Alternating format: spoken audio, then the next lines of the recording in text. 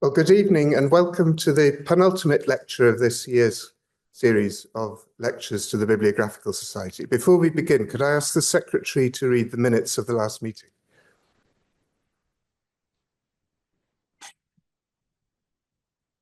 The fifth meeting of the 132nd season took place at the Society of Antiquaries, Burlington House, Piccadilly, London, and online via Zoom on Tuesday, the 18th of March.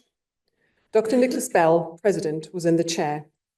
After the minutes of the previous meeting had been read and signed, Dr. Bell introduced Dr. Kelly Mackay, who delivered a paper entitled The Making of Shorthand Manuals in Early Modern England, 1588 to 1700. When the meeting was open to discussion, the following took part: the President, Professor Gazwan Boutros, Mr. Mark Scott, Mr. Edward Copisaro, Ms. Claire Wright, Professor Miriam Foote, and Ms. Brenda Richards. Dr. Bell thanked Dr. Mackay warmly for her paper.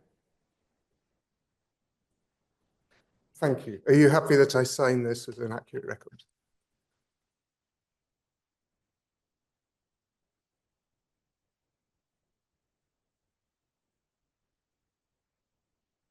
Thank you.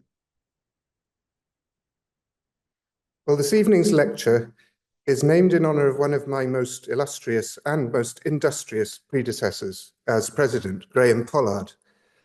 After Graham Pollard's death in 1976, it was widely recognised that his contribution to the vitality of the Society had been quite exceptional, both in raising the standards of the Society's lecture programme and ensuring a wide range of the highest quality of contributions to our published transactions in the library. In the half-century since his death, much more has come to light in the vast archive of his papers in Oxford and elsewhere. Those of you who may have read Joseph Hone's recent excellent book, published last year, The Book Forger, on the crimes of one of our most disreputable predecessors as president, Thomas J. Wise, will have seen further details of Graham Pollard's involvement with the Communist Party, and possibly as an informant to MI5 as well. Meanwhile, I have been learning a great deal from him in Cambridge while working through the substantial bequest of the Duchess of Roxburgh, whose books he inspected on her behalf over many years, often adding invaluable notes to their flyleaves, which have greatly assisted our cataloguing of that bequest. So Graham Pollard's influence remains widespread, and his annual commemoration is fully deserved in this lecture. This evening, it's a great pleasure to welcome another former president of this society to give the Graham Pollard lecture. David Shaw was president between 2002 and 2004, but has offered his time valiantly on various of the society's committees, both before and ever since, most notably in recent years as honorary editor of electronic publications and jointly as our webmaster. His bibliography of the 232, that's the current number, I think, 15th and 16th century editions of Juvenal, started as a book proposal to the Society, but now exists entirely as an online catalogue available via the Society's website. While a lecturer in French at the University of Kent, he started work on cataloguing the pre-1801 books in the Canterbury Cathedral Library, which led in due course to his undertaking the general editorship of the Cathedral Library's catalogue. Today, though, David will address a very different subject arising from his long-standing interest in the Stationers' Company archives and in those parts of the world of letterpress printing which have too often fallen by the wayside. So please could I ask you to join me in welcoming David Shaw to address us on the subject of the Stationers and the Poor Law. Thank you, David.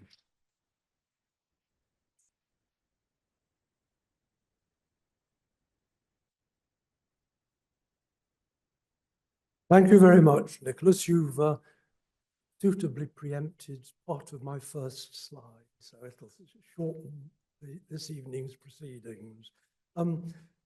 The image on the right-hand side is useful. It shows right at the very bottom the bits of a settlement certificate that I'm interested in. It tells you who issued it. J. Coles will feature from time to time, and at one point, very importantly, in my talk. And the little number 18, right down in the bottom corner, will again come into play about halfway through. So how does this investigation come about?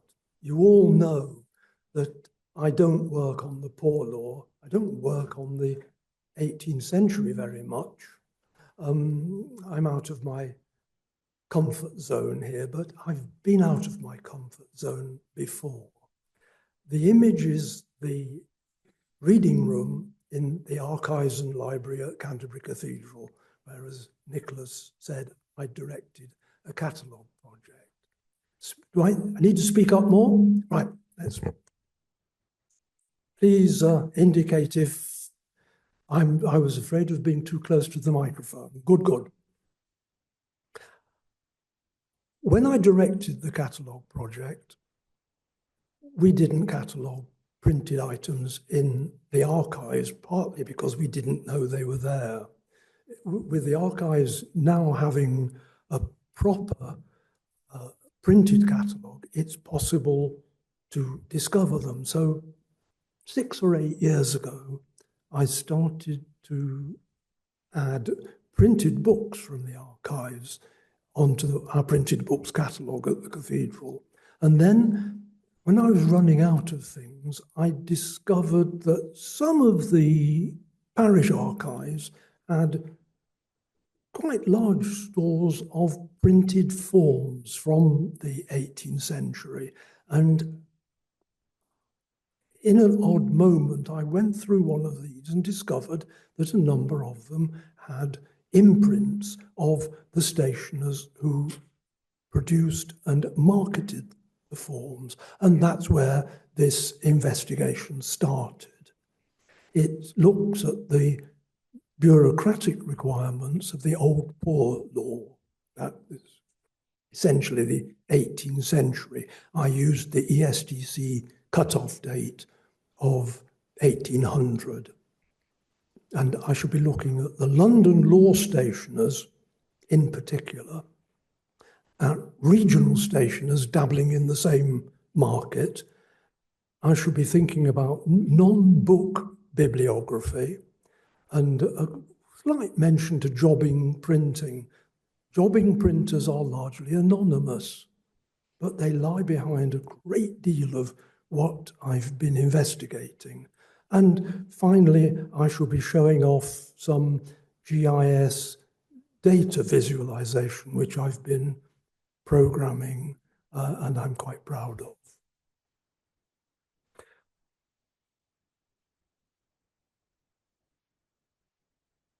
So, stressing that I'm not a poor law specialist, we do need to know some bits and pieces of the 17th century poor law.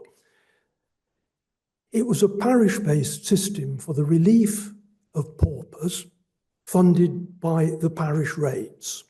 In 1662, the Poor Relief Act, the Settlement Act, specified that it was only settled paupers who were eligible for parish relief. Paupers from elsewhere could simply be removed back to where they came from. And the definition of pauper was you were exempt if you rented a property for at least £10 a year, which I guess means you were fairly well off.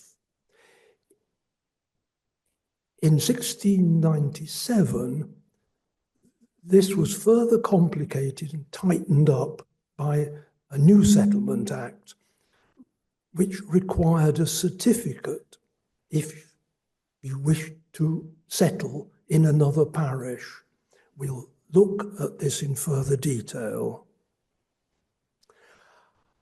I'm not a specialist, but Professor Naomi Tadmore at Lancaster is. I've greatly benefited from her article in Past and Present, which covers quite a bit of the ground I looked at in my work on the East Kent parishes in the Canterbury Cathedral archives. I had hoped to read her new book in time for giving this lecture.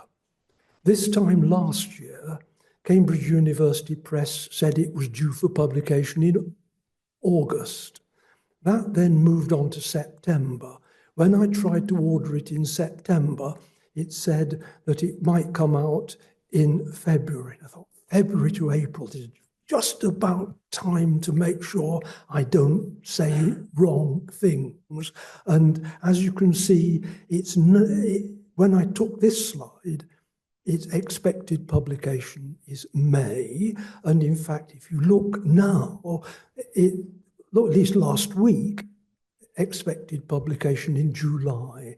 I'm enormously disappointed not to be able to see something which will almost certainly correct and expand some of the things which I'm going to talk to you about. So the settlement system. All citizens had a location where they were considered to be settled, where they belonged, a parish, a township, or some similar jurisdiction. And if they move to another place, there's a risk that they might become a burden on the rates in the place they're moving to. And the settlement certificate is an indemnity. It promises the overseers in the place you're moving to that if you do fall on hard times, the overseers of your original settled parish will take responsibility for you, either to fund you where you've gone or take you back home and support you in your original settled parish. It was presumably to sort out problems in the earlier 1660s Act, where it wasn't quite clear who should be supported, who shouldn't, what you needed to do in order to get rid of people. And the settlement certificate, as you will see, provides a tight legal definition of who can do what. And the poor law officers in the place you're moving to will retain this certificate indefinitely in case you fall ill or whatever sometime in the future, and they can claim your settled parish to provide the necessary support. So here are a couple of settlement certificates, a handwritten one and then the printed ones. And obviously it's the printed ones I'm interested in. Let's have a look at what a typical southern settlement certificate will look like. The northern ones tend to have a slightly different layout. Most of them have a nice coat of arms at the top. And then they have a declaration by the overseers of the poor and the churchwardens of a particular parish, naming the persons who wish to move from their parish. It has space for the seals and signatures of the churchwardens and overseers, and it has a space for 2 witnesses who certify that they've seen the sealing and signing by the parish officers. And then down at the bottom, it has another bit. The form is then taken, as I understand it, by 1 or 2 of the witnesses to 2 local justices of the peace, and the witnesses certify that they saw the form being signed and sealed, and the 2 JPs then sign it, which validates it and brings it into legal existence. And then, if you're lucky, right down at the very bottom, there's an imprint naming and placing a stationer who's provided the form, and that's what I've been trying to follow up. Here's a worked example from Deal, which had a very large collection of these forms. clearly a popular place for people to move to, which is one of the reasons the new Settlement Act was needed to stop people congregating in places that were notably generous, I suppose. So this is Henry and Susan Stollery wanting to move from Suffolk to Deal in east of Kent. No, sorry, I mistook where I was navigating. So we've got those elements, the officers, the names of the people moving, all the detailed legal detail of the dates of the reigning monarch, and the seals and signatures and witnesses and the JP's signatures, and in this case, the address of Robert Vincent in Fleet Street. There are other poor law forms, printed ones and manuscript ones, particularly printed.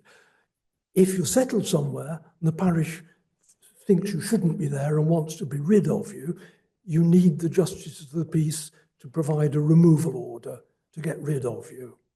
And there are different varieties of printed removal orders for different circumstances.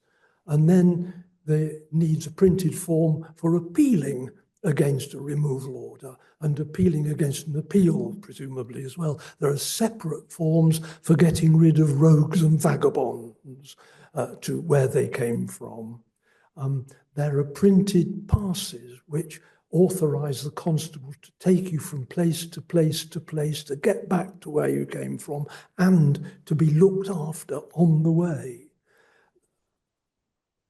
Pregnant single women are a problem because they and their child will need support. So there's sets of forms, printed forms for the magistrates to look after this, try and find the father, get him before the sessions to get him to cough up support. There's another set of forms for the magistrates to detail when they're cross-examining people to find out where they belong. And also the question of apprenticeships for poor children. The parish officers will have to support them, and they try to place them with suitable tradesmen so they can grow up into rate-paying, successful citizens. So all of these are the sorts of things which that particular stationer will have sold from his shop in Fleet Street. But he's also selling other things too.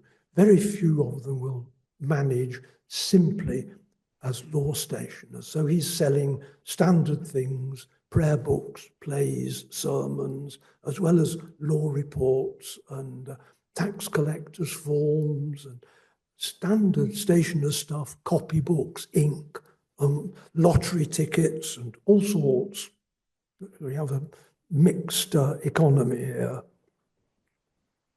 So the forms, when I get them delivered to my desk in an archive, are half sheets printed on one side. They're either pot or chancery paper about the size of an A4 sheet, or the posher ones are a bit larger, 3 or 4 centimetres wider and longer, and presumably slightly more expensive.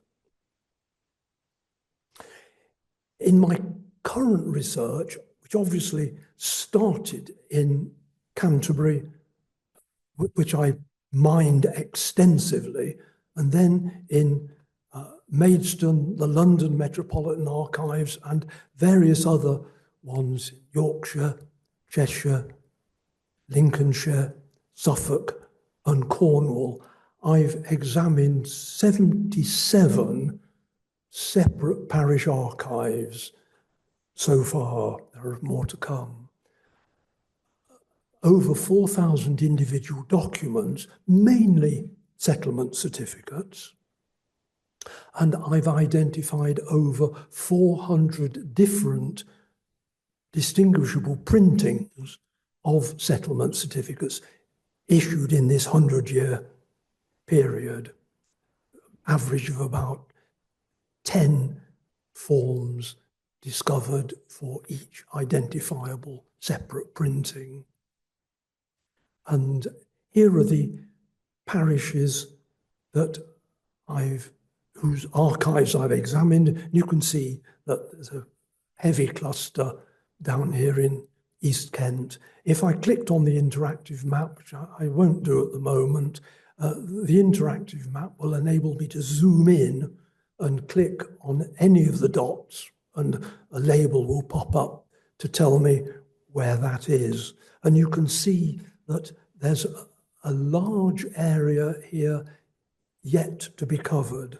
And you can see on this one, likewise, these are the locations where settlement journeys started. And again, you can see that they're clustering because people are largely going to a town in their own area.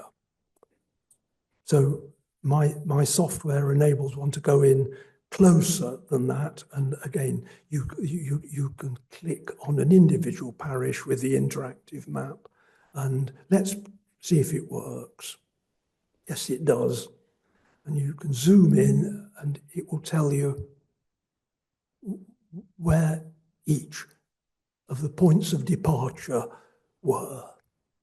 And now it should get me back to there. That's a relief.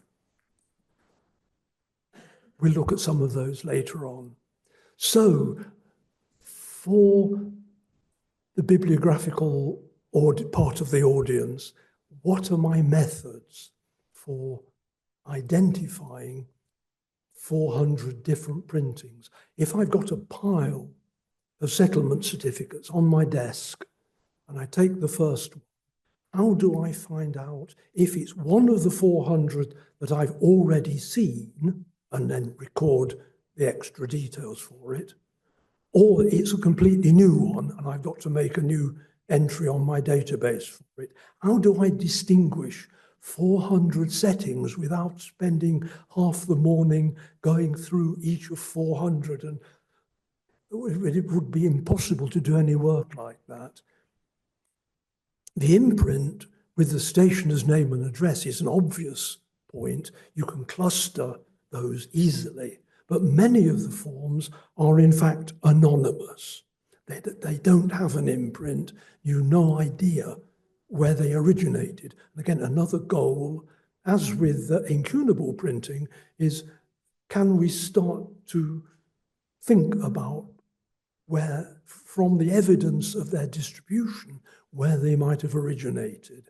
So I'm using a content management system called Evernote, which enables me to have text, photographs, and also enables me to tag specific characteristics, which I can then use for searching. I've currently got 260 different characteristics, which I can choose from the evidence of the next form on the pile on my desk, and we'll have a look at that. There are coats of arms. I've found over 60 different versions, and I've not really finished sorting them yet. I use a height to width ratio for them to roughly categorize them into a scannable order. I can record the text in the scroll, which varies from reign to reign of the various monarchs. And we can have a look at that. Or else, here's one that has no text in its scroll. And there's a fairly elongated one, and there's another even more elongated one. So the height to width ratio helps to start to look for an identification. Strangely, about 50% of the coats of arms have a crown on top, and 50% have a lion on the top. Here's a coat of arms with a lion sitting on the top of the cap. So one of my characteristics is crest with crown and crest with lion, which divides the 400 into two sectors. And there are also some which have the monarch's initials built into them, WR for William of Orange, accompanied by 2 extra crowns. So again, I can record WR as a clickable characteristic, and I can record 2 little crowns as a character. It's very detailed, very boring, but it works to speed up your work in the archives search room. And any analytical bibliographer will be aware of this trade-off between boredom and detailed recording and productivity. Another interesting characteristic, which is about the text, the declaration by the JPs at the beginning of the century, it's very brief. It's typically only 4 lines long. But as legislation progresses, this part of the form tends to get more legalistic, more complicated. It occupies more lines. So for every one of my forms, the first thing I do is count up the number of lines in this part of the declaration, click the appropriate thing, and it will shrink 400 down to a smaller number. There are lots and lots of variants there. And then, this is really bibliographical. This goes back to a previous secretary of the Society, W. Gregg, and his Calculus of Variance, 1928, substantive and accidental variance, textual and purely typographic. So at the beginning, each of the forms starts with the abbreviation SS for skilliket, or that is to say, and they're either a double ligatured long S or they're a double ligatured italic S. So they get tagged on my database. That then gets replaced by the word to wit, and that might be in Roman, italic, it might have brackets round it, it might have a brace by the side, it might have a full stop or a comma. These are trivial variants, but they can be coded for and help you find your way around the collection of 400 examples. And then there are nice, is it a textual variant or an accidental variant? Is church wardens, which occurs in the first line or so of the declaration, is it 1 word, 2 with a space, 2 words with a hyphen, and does wardens have a capital letter or not? They're all codable, and they all reduce the search. And similarly, after the union with Scotland, the declaration might have Great Britain with a space, it might have Great Britain with a hyphen. And then more variants, the significant words in Roman caps, in large and small caps, in black letter or italics or ordinary Roman. There's no end to what you can record, and just enough to assist with productivity in the reading room. These forms have printed blanks, or rather they have non-printed blanks for people to fill in. And if you end up, after clicking your tags, you end up with 4 or 5 possible candidates, what do you do next? And the answer is to examine the blank spaces. So here's a chunk from the bottom section of the form, and the first one I go for is that word of. Justices of the peace of the county of blank. And as you can see, these two examples, virtually identical forms, the position of the of isn't quite the same in each one, and the difference is more than is accountable by possible displacement of the text. The ascender of D in day clearly has moved. The capital A of anno has clearly moved. Three movements of this sort tell you that these are distinct, and I'm able with pretty 95%, 98% certainty able to use tests of this sort, which would be familiar enough to incunabulists and those distinguishing editions and issues in the early book trade. So let's get on to the stationers, having pleased the bibliographers. The law stationers are a group of specialists. They have shops in the Fleet Street area and around the Inns of Court, and they specialise in selling law books and related stuff.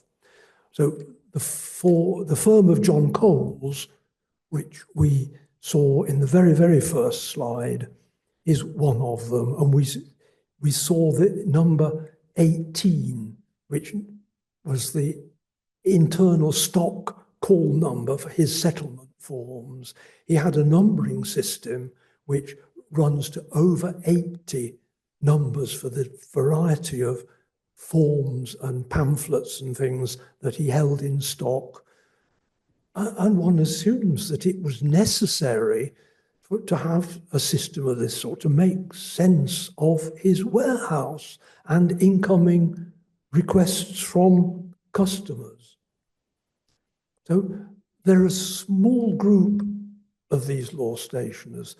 The earliest one is Robert Vincent, who's already producing poor law forms in 1698, immediately after the passing of the Act. He took his son into partnership after his apprenticeship, and his son continued the business afterwards. William Water similarly went into partnership with his apprentice, John Lentle. The firm continued. Coningsby succeeded by his wife Anne briefly, and then one of his apprentices, Philip Barrett, working in exactly the same line of business in parallel, and sometimes in partnership. His son, Philip, the usual business of identical first names, was an apprentice, took over the business for a further 20 years. And another of the original Philip Barrett's apprentices was John Coles, who created a massive business for a period of 50 years, going into partnership with his own son, and after his death, the son and another apprentice, former apprentice, operated as Coles and Evans, and after Evans's death, another apprentice was taken on, Coles, Dunn and Knight, going on into the 19th century. This is really special, an engraved business card, we call it nowadays, for the firm of Christopher Coningsby, with his shop sign, the Golden Turk's head, in prominent position at the top, with the address written round it. And it tells you in the cartouche at the bottom what his business is: blank bonds, writs, warrants, licenses, and other useful blanks. This is the technical term they use for these printed blank forms. Saves you the trouble of copying the entire text of a legal formulary. You get the printed stuff of the basis and you fill in the bits you need. But he's also selling pens and inks and other stationery wares, and will do some copying for you and sell you ink. gives an idea of the business, and a brief list of these major companies, and towards the bottom, some of the more minor players who get involved. And there was another group of minor stationers involved in this trade over the Thames in Southwark. And then we get to John Coles. Professor Tadmore has written a lot about John Coles, and I expect he will figure largely in a new book. It's very significant that he played a long-standing role at the Stationers' Company. He was appointed an assistant in 1754, regularly attending meetings of the court.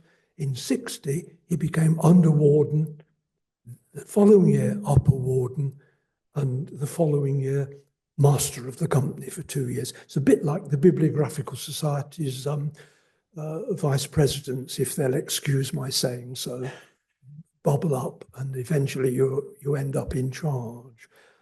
And after that, he continued to attend the court for a further 6 years until his death. You don't devote that amount of time to the Stationers' Company business if your own business is in difficulties. You have to be well settled, running an efficient business with good assistants and apprentices and whatnot. He clearly was a substantial player in Stationers' Company business, and clearly a wealthy London merchant. And Naomi Tadmore has shown his land holdings in the southern counties. He was quite a landed gentleman by the end of his career. He did well. So then let's move on to provincial stationers. My belief at the beginning of this investigation was that the London stationers were the main players in the first half of the century. Provincial players didn't come in till later. I'm not totally sure that's true. Not all small county towns had printing presses at the beginning of the century. But here's a good list of, and a map of places who had printers or stationers who issued their own forms during the century. And the earliest one I found, surprisingly, is right at the beginning, the very first year of operation of the Act. John White in York prints his own form at his shop in Stonegate, and it's very much a copy of a typical London form. I wonder, I haven't followed this up, whether he had done an apprenticeship in London and carried typical stuff up to York to conduct business there.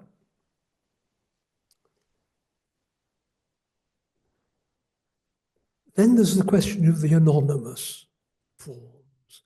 Is a settlement certificate circulated in East Kent without an imprint in the mid-1740s? You can see on the map the journeys that people undertook from Lydd to up to somewhere. I've lost the cursor. It doesn't want to appear. There it is. From Lydd, follow the green line up to wherever that is. If you go to the interactive map, you can find out precisely the name of each of these places. The large blob is where people are moving from, and the small blob is the parish archive of the parish they've moved to. And so it looks as though from this distribution that this must be a Canterbury printing, and there was only the one printer in Canterbury in 1745.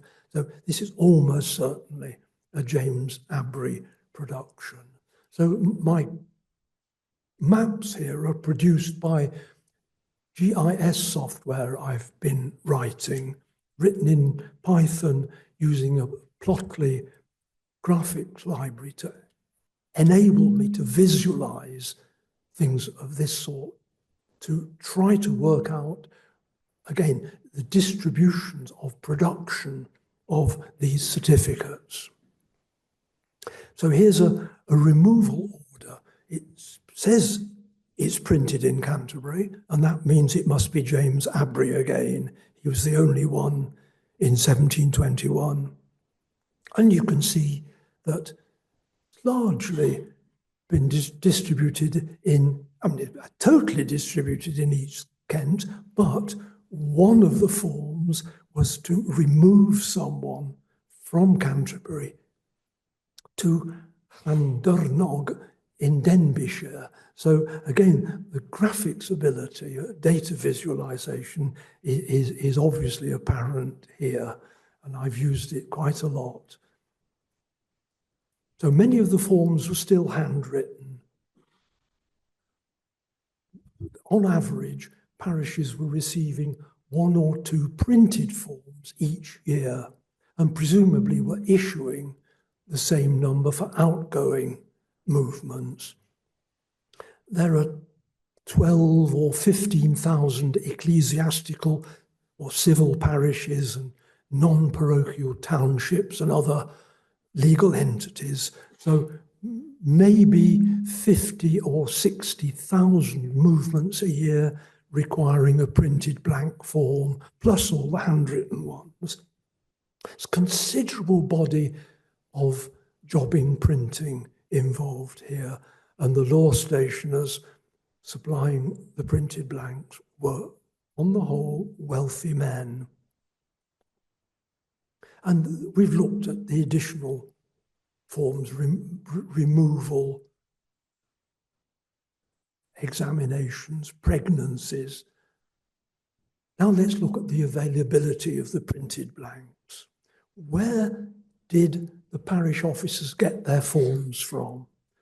My feeling is they probably bought them in small handfuls from local stationer booksellers and then sold them on to individual paupers wanting to move. And where did the local stationers get the forms if they didn't print them themselves? They got them from this small group of law stationers in the Fleet Street area. Or they bought them from a local printer stationer in a nearby town. And the local magistrates needed some of these forms too, and may also have got them from the same sources. So this is a commercial operation. There's presumably a markup at each of these stages. And I hope that Professor Tadmore will be able to tell me more about this from the archival work she's done when her book finally appears.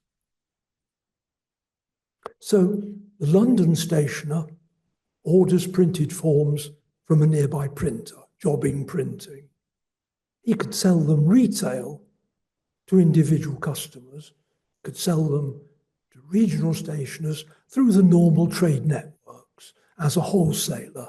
Any regional stationer or bookseller needed links with a London wholesaler in order to stock his shop. And I feel this is the obvious, natural mechanism for this trade.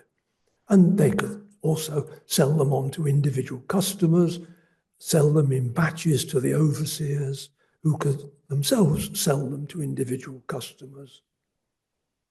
So here's an example of another of the London law stationers, John Lentle, who advertises in his imprint that his shop is where are sold all sorts of blanks, just so that you know. And here are the locations which I found for people making use of John Lentle's forms. Obviously, there's a cluster here. They're presumably obtaining them from a Canterbury stationer who's obtaining them from London. But you can see a wider distribution. And as I extend my reach, I assume that I will start to find wider patterns of this sort. A lot of work still to do. And so with the data visualization again, for Form SC146, issued in Canterbury by Thomas Smith and Son, 1771. This is what my Evernote page says for its distribution. In bold is the parish archive name, and underneath it, the examples of the form from the location where people moved from. And you can sort of read it through and see that the names are largely East Kent, but you have to read it again to be absolutely sure about that. And so my software can read this list and turn it into a map. And then you can see that all of these locations are around Canterbury. They're all in the areas where the Canterbury news carriers carried the Canterbury newspapers. I published about this 20 odd years ago, looking at the distribution of the 18th century Canterbury newspapers around Kent. There's a clear mechanism here for overseers of the poor and local stationers to acquire, to order copies of forms to be delivered on the next round. And we've looked at some of these, so I'll skip over them quickly.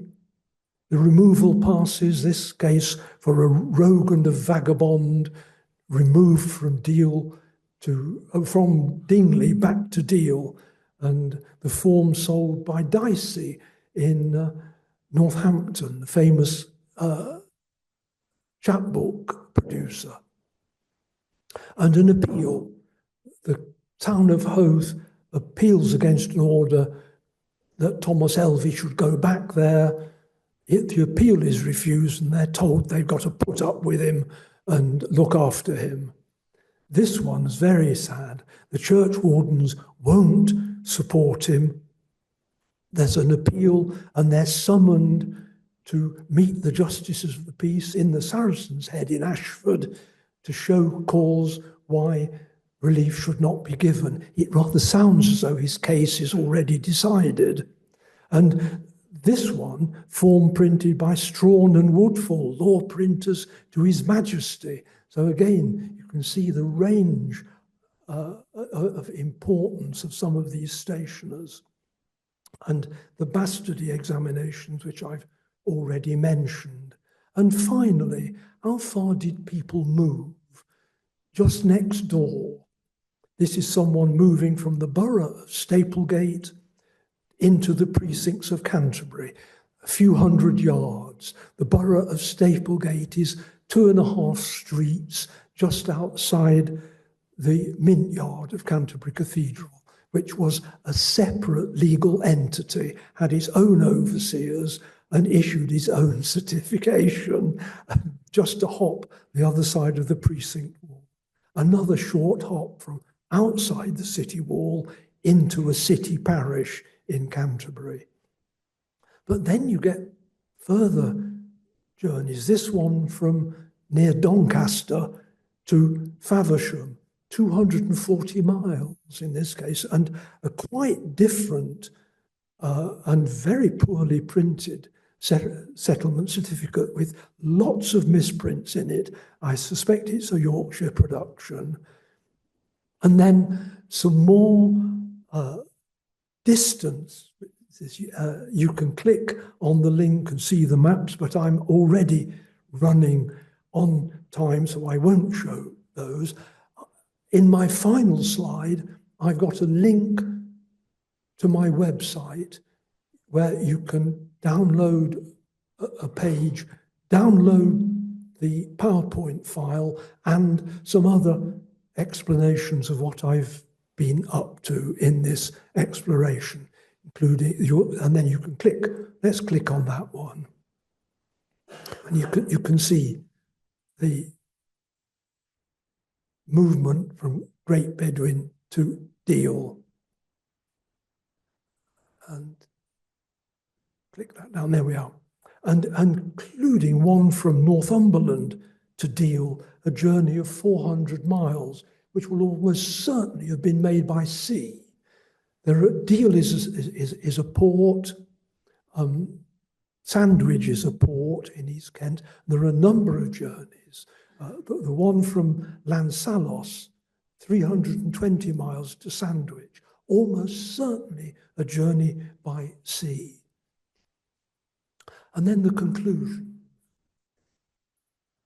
The first conclusion is that the poor law administration in this period required large amounts of printed documentation, as well as the option of hand copying settlement certificates, and that the London law stationers in particular made a good living from this.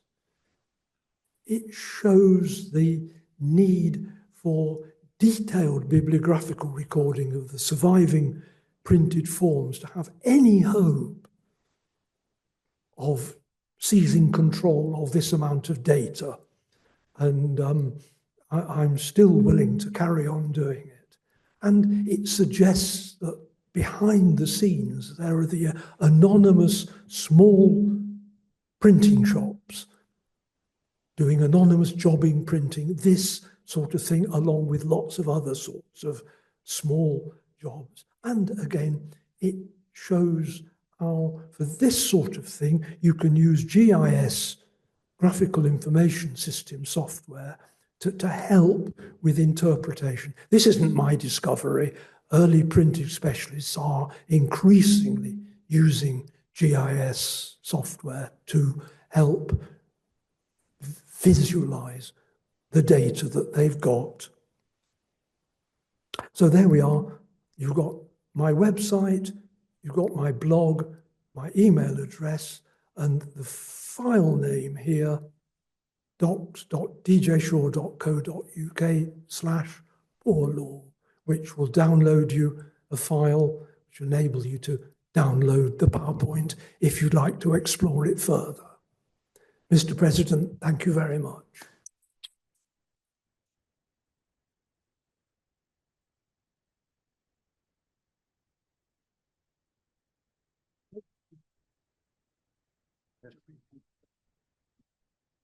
Thank you, David, for that really very impressive overview. To have found all of those documents, I realise you didn't tell us how many others you examined, which you found not to be printed. I mean, to have assembled a collection that size will have required looking at 10 times that number, I imagine. So it's really quite an impressive labour over many decades. I'm sure there are several questions. So could I invite any from the floor? And then in due course, if for those of you who are watching on Zoom, perhaps if you could enter your questions in the chat. I gather some are there already. But maybe we could start. Yes, please. This is slightly tangential, but I was interested that law stationers carried playbooks, which seemed to me to be rather different from everything else. Do you think that's because plays were put on in the Inns of Court, and that was why? The answer is I don't know. It's just rather intriguing. Yeah. I thought Yes. it's so different. That's a thought to follow up. Yes. Yeah. And I'm waiting for a certain book to appear in the hope that I yes, indeed, won't have to do the work myself. Yes, yeah, no, that I am a stationer, so perhaps the archivist there might be able to. Anyhow, it was just rather interesting, I thought. Yes, Miriam. Thank you, David. That was absolutely excellent, and I very, very much enjoyed it. I have a practical question for which there may not be any documentation. I wouldn't know. I'll put my cards on the table. I'm a church warden. I'm very pleased currently church wardens no longer have the responsibility. But where did the church wardens get the money to support these people? Because parish councils, yes, you had the parish rates, but as church wardens of the parish church council, they have no money.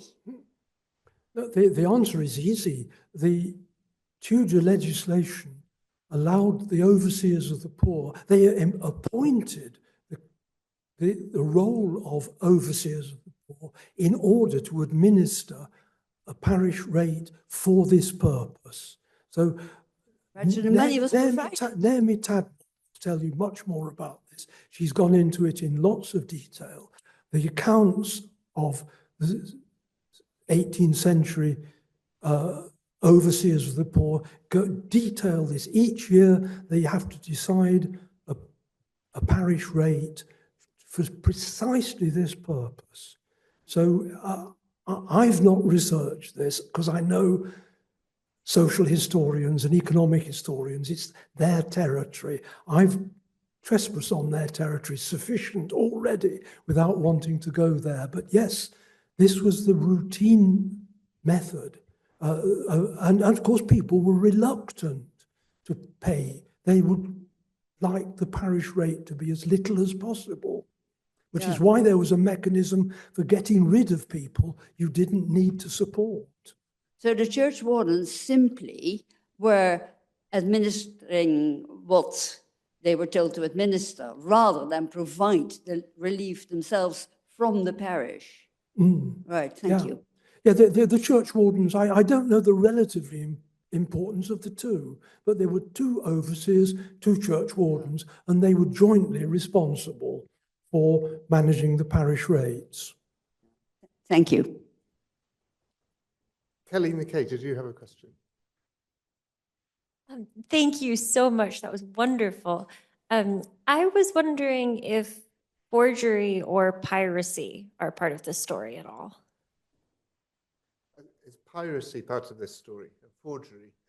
I don't know. I suspect in days before clear legal copyright of this sort, you just got away with it. But I do wonder about the anonymous forms. They're often identical to those of John Coles and his colleagues.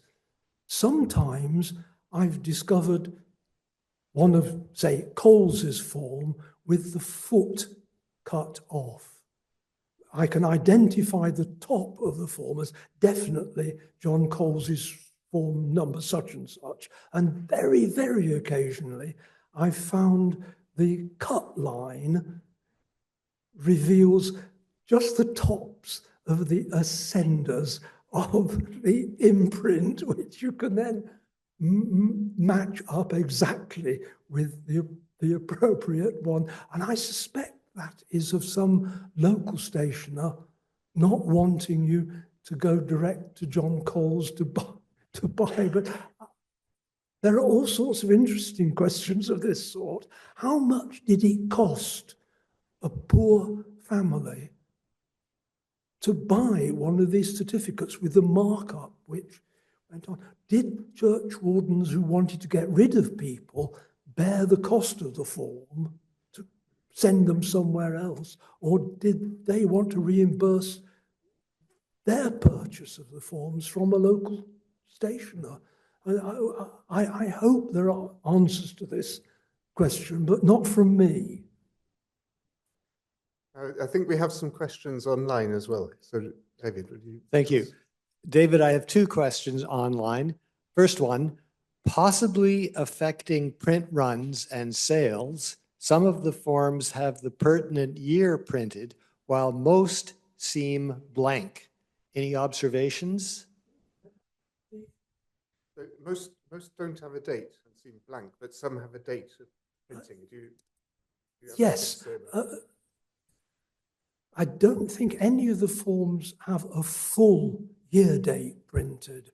What you get is a form with 173 space for something issued probably in 1738. Sometimes variants on that. Usually they're still blanks because the forms get used over several years. And my guess is that either a stationer or a parish chest has a small stock of forms. They're only issuing them every now and then. And so they may need a future year date, and often they cross out the date and put a new one in. I've had things from the 1790s, which were still being used in 1810, 1812. Thank you. And second question, to what extent, if any, do you think blanks were printed from standing type? I wish I knew. The thought has occurred. I'm inclined to think not, because it's half a day's work. Is it worth keeping standing type? You're probably going to be printing enough forms to keep you going for 6 months or a year. So would you really want to lock up type for that amount of time? But yes, I have thought about this. And the other technical thing I would love to have an answer to are those coats of arms. And I might ask you, David, if you know. My guess is that they are largely type metal. Some of them are woodcut, but I think they're largely type metal. Are they being done by daubing, casting, or are they new every time? It's not my line of business. I would love a specialist to have a look at that. Well, thank you for asking the question I was about to ask you, David. I think there's maybe time for one more question. Giles, did you have a... Thank you. That's really interesting. Well, I actually had two questions, but one of them is fairly quick to answer, I think. They're both methodological, really. The first one's about your methodology.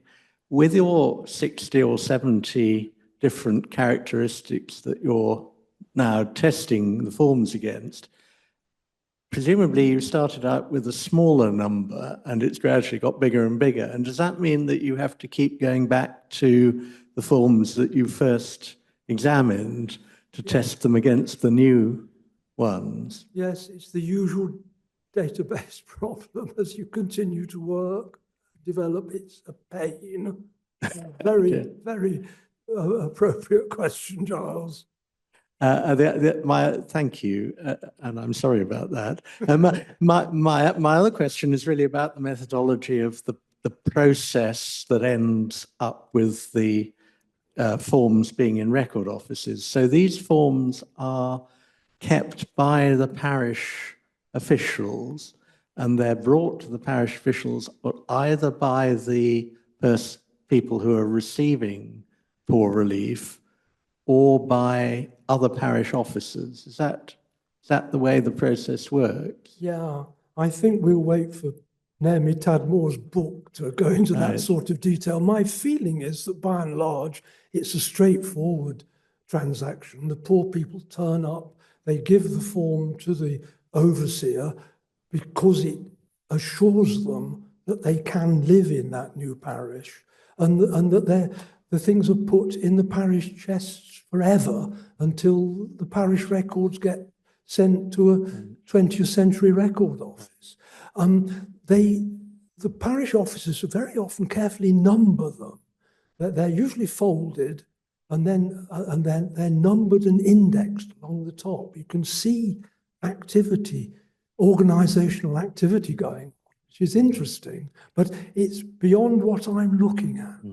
Presumably that means you can make some sort of judgment about survival rates within the archive. It sounds as though they have probably survived quite well, actually, from what you're saying. Thank you. Well, thank you for that range of questions. I'm sure some of you will have other questions, but those of you in the room at least, please ask them of David over a glass of wine after this. Our final lecture in this academic year is on the 20th of May, which is the Randeria lecture, which will be given this year by Nicholas Pickwoad on this, under the title, The Choice, Purpose and Placing of Titles on Early Modern Bookbindings. So I hope you can join us all I hope all of you can join us in a month's time and month and a day for that lecture. But meanwhile, please, will you join me again in thanking David Shaw for a really excellent talk?